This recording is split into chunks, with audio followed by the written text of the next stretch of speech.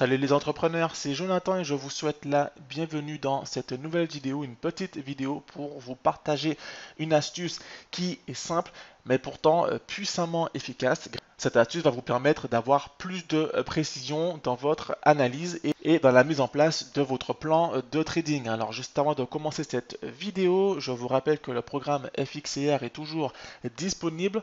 Dans ce programme, vous apprendrez des stratégies simples mais puissamment efficaces pour pouvoir générer des revenus en ligne. Vous êtes déjà nombreux à nous avoir rejoints, à nous avoir fait confiance. En rejoignant notre programme FXCR, non seulement vous aurez nos meilleures stratégies, mais vous aurez également notre service de copy trading.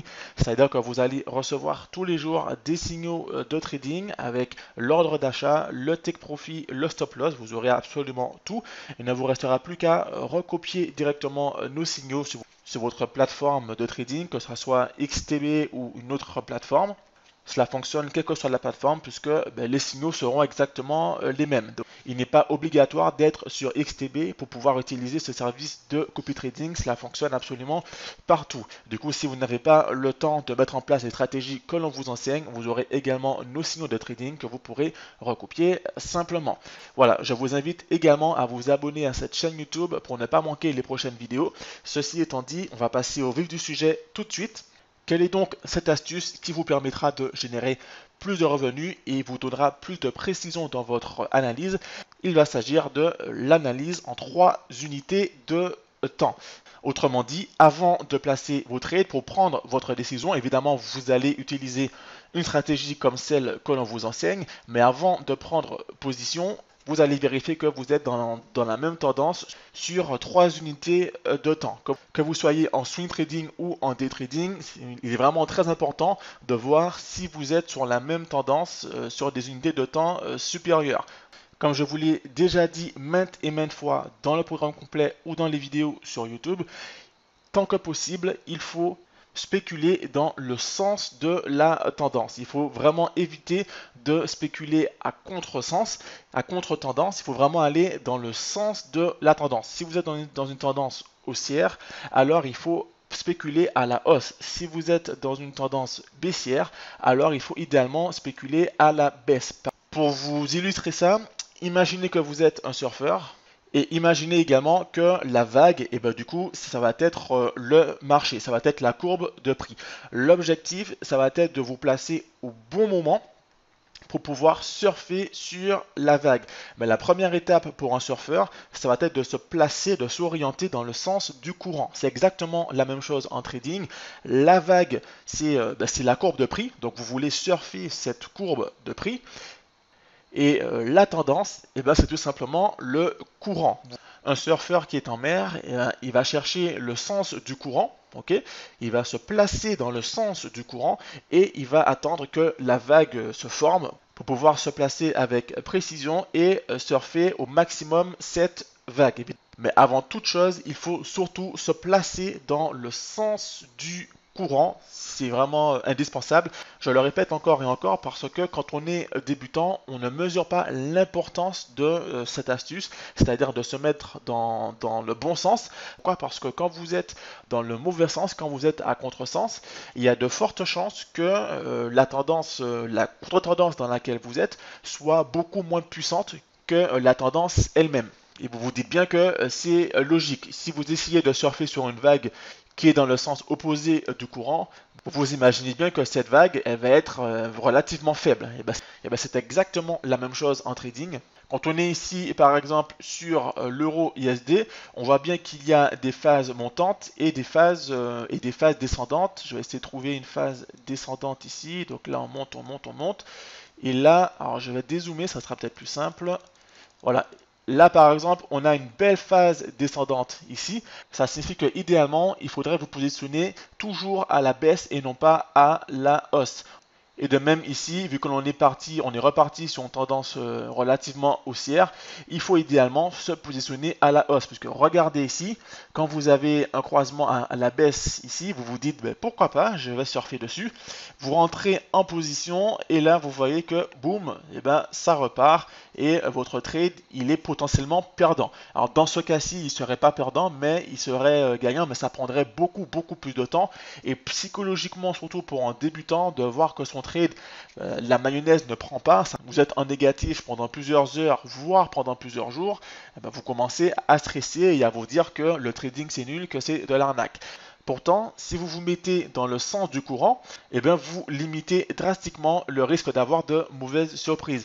Bien entendu, parfois, en vous mettant à contresens, eh bien, vous pouvez capter de belles vagues, mais c'est risqué. Je rappelle que quand on fait du trading, à l'instant T, on ne connaît pas le futur. Ici, je vous montre le passé, donc forcément, quand on voit la courbe, on se dit que là, on aurait pu y aller. Sauf qu'à l'instant T, on ne sait absolument pas si la vague descendante va être puissante ou pas. Et quand on ne sait pas, on ne connaît pas le futur, quand on ne peut pas prédire le futur, on ne peut faire confiance qu'à ces indicateurs. D'accord? Du coup, la première étape va être de se mettre dans le bon sens. Mais pour vérifier justement quel est le bon sens, une seule unité de temps ne sera pas suffisant. Admettons ici que l'on veuille faire du day trading. Vous voyez ici que je suis sur l'unité de temps M15, donc pour 15 minutes, ça signifie que chaque bougie ici représente 15 minutes de transaction de vente et achat. En 15 minutes, du coup, je vois que je suis a priori sur une tendance haussière. Donc évidemment, je me dis ici que pourquoi pas se mettre à la hausse. Avant de prendre position, je vais d'abord voir sur les unités de temps supérieures quelle est la tendance. Si on est vraiment sur une tendance haussière qui est puissante. Donc si je me mets en H1, hop, là déjà j'y vois déjà plus clair. Je vois effectivement qu'on est dans une tendance haussière. Ensuite, je vais me mettre en H4. H1, ça signifie 1 heure. Donc ici, chaque bougie représente 1 heure de transaction. Chaque bougie ici représente 4 bougies de 15 minutes, si vous préférez. Ici, je passe en H4. Et voilà. Et donc en H4, je vois effectivement que l'on est globalement dans une tendance haussière. D'accord, donc là, on a bien cette tendance haussière qui a connu une petite faiblesse, mais qui redémarre à la hausse. D'autant plus que quand on regarde ici, on voit qu'il y a une belle divergence, une divergence haussière. Donc si vous ne connaissez pas ce principe de divergence, j'en parle dans le programme. C'est très important de repérer des divergences, puisque les divergences annoncent des retournements de tendance. Ici, par exemple, on a une divergence haussière, parce qu'ici on voit que le plus haut est plus petit, enfin du moins il est plus bas que le précédent plus haut, alors qu'ici le plus haut est plus haut que le précédent plus haut. D'accord? Et quand on fait comme ça, on va rajouter du coup les plus bas qui vont dans le même sens. Donc ça confirme bien que nous faisons face à une divergence qui annonce un retournement, puisqu'il y a également des divergences qui annoncent des continuations de tendance. Il faut vraiment faire la différence entre les divergences de retournement et les divergences de continuation. Ici, c'est une divergence de retournement, une divergence haussière, donc ce qui vient bien nous confirmer qu'ici, on avait eu une petite faiblesse, que cette faiblesse est en train de repartir, donc on repart à la hausse. Ok, donc je vais supprimer cela. Hop. Voilà, donc nous, ce qui va nous intéresser ici, quand je vais zoomer un petit peu, ça va être cette séquence-là, ok? Cette séquence qui est évidemment haussière, donc là, je vais tracer une ligne, ici, une droite de tendance, ce qu'on appelle une droite de tendance, ok?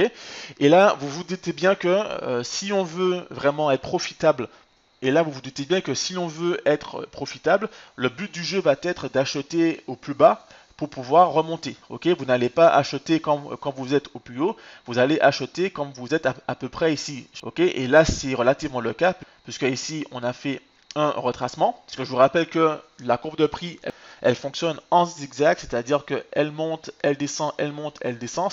Cela permet aux surfeurs justement de venir se positionner. Ici, ça sera donc des points d'entrée. Et là, nous sommes justement sur un point d'entrée, puisque quand on regarde les plus hauts qui sont toujours de plus en plus hauts, ça signifie que là, on a encore une bonne marge, ça va continuer à monter. Donc je vais avancer un petit peu. Voilà. Du coup, en H4, on comprend qu'il faut idéalement se positionner à la hausse pour pouvoir capter une belle tendance. D'autant plus que, vu que les grosses unités de temps, ce sont des unités qui durent longtemps, du coup, vous allez pouvoir garder votre position le plus longtemps possible et ainsi générer un maximum de profit puisque vous êtes dans le bon sens Donc puisqu'ici on comprend que l'on est en tendance haussière et que qui plus est ici on est vraiment dans une séquence haussière, hein, parce que même si la tendance est haussière ici, si vous voyez que vous êtes sur des bougies rouges, idéalement il faut attendre que le cours repart à la hausse, hein, c'est-à-dire que la correction se termine pour pouvoir se positionner, puisque on ne sait pas jusqu'où ira la correction ici. Il faut attendre que la correction se termine, qu'elle reparte à la hausse pour venir se positionner. Ici, on comprend donc que c'est le bon moment pour venir se positionner. Maintenant, il faut choisir le bon timing. Donc là, on a vu en H4, on va passer en H1. En H1, on voit que on ne peut pas rentrer tout de suite en position puisqu'il n'y a pas encore de signal. Même si vous voyez une bougie verte ici, ce n'est pas du tout un signal. Il faut appliquer vraiment une analyse comme celle qu'on voit dans le programme FXCR. Déjà ici, on voit que la vague haussière, elle a touché à sa fin. Quand on regarde ici, là, hop, on voit que ça monte. Et que là, on voit que ça redescend, que c'est parti en tout cas pour redescendre. Enfin, on ne sait pas encore si ça va redescendre ou si ça va remonter. Mais en tout cas, là, on ne peut pas prendre position. Donc, quand on regarde ici la MACD, il y a deux choix possibles. Soit la MACD va croiser à la baisse, soit elle va croiser à la hausse. Et donc, dire que c'est une confirmation. Si elle croise à la hausse, alors oui, on peut prendre position. Ça signifie que là, c'est le nouveau plus bas. Par contre, si elle croise à la baisse, il faut attendre que la baisse se termine, qu'elle fasse son plus bas pour pouvoir remonter. Et normalement, comme je vous le disais, je pense qu'ici la MACD elle va croiser à la baisse et qu'ici la courbe de prix va continuer de baisser, au moins pour venir toucher ou effleurer la droite de tendance que j'ai tracée, puisque ça sert ici de zone de support. Du coup, personnellement, j'attendrai avant de prendre position. Mais imaginons maintenant que ça soit le bon moment. Donc, imaginons qu'ici, ça croise à la hausse. Et donc ici, ça signifie que la correction est finie. Ça repart à la hausse. Et que donc, on peut venir se positionner. On va se placer en M15. Et en M15, du coup, là, on se dit effectivement, je peux venir me placer. Ok, puisque là, encore une fois, on a vu donc la phase baissière ici et qui semble remonter vers le haut. Ok, donc là je vais dézoomer vite fait. Voilà, et là du coup on sait qu'on peut venir se positionner à la hausse sereinement. Si le signal est donné en H1, on peut venir se positionner ici en M15. C'est comme ça que vous devez réfléchir, en tout cas idéalement, avec une analyse sur 3 unités de temps. En appliquant cette astuce, vous aurez des trades beaucoup plus puissants et qui vont durer beaucoup plus longtemps. S'ils durent beaucoup plus longtemps, si vous avez un stop suiveur, hein, pour rappel, quand vous programmez votre ordre, vous aurez la possibilité d'avoir un stop suiveur. Hop. Et là, vous avez le stop suiveur. Admettons que je vais me mettre à l'achat. Et bien, le stop suiveur, je vais le configurer par exemple à 10 pips. Et ça signifie que mon stop loss va se déplacer automatiquement en même temps que la courbe de prix. Du coup, tant que l'on est sur une séquence haussière, on va pouvoir capter un maximum de la vague. Et le stop loss, lui, il va venir se déplacer à chaque fois. Au bout d'un moment, votre stop loss va être en positif, c'est-à-dire que même si le cours du prix il se retourne, eh ben, vous allez clôturer en gain et non plus en perte. Et grâce au stop suiveur, ben, vous allez pouvoir capter un maximum de la vague sans craindre un retournement. D'accord? Donc maintenant que vous avez compris ce principe des 3 unités de temps, quelles sont donc les meilleures unités de temps en fonction de votre profil? Eh bien c'est simple, si vous voulez faire du day trading, alors vous allez utiliser les 3 unités de temps que je viens de vous montrer, à savoir le H4 et le H1 pour vraiment voir quelle est la tendance et voir si vous pouvez vous positionner idéalement sur cette tendance. Et le M15 va vous servir à prendre position. Ensuite, vous avez le swing trading, c'est-à-dire que si vous voulez trader sur la semaine, voire sur plusieurs semaines, vous allez analyser d'abord en journalier. D1, c'est pour journalier, donc chaque bougie représente une journée de transaction. Puis vous avez le H4, puis vous avez le H1 pour prendre position. Ensuite, vous avez le trading de position, c'est-à-dire que là, vous allez vraiment garder vos positions pendant plusieurs mois. Vous allez regarder à la semaine, donc en hebdomadaire. Chaque bougie représente une semaine de transaction. Vous allez regarder quelle est vraiment la vague, quelle est vraiment la tendance sur la semaine. Ensuite, vous allez regarder la tendance en journalier. Et ensuite, vous allez prendre position en H4.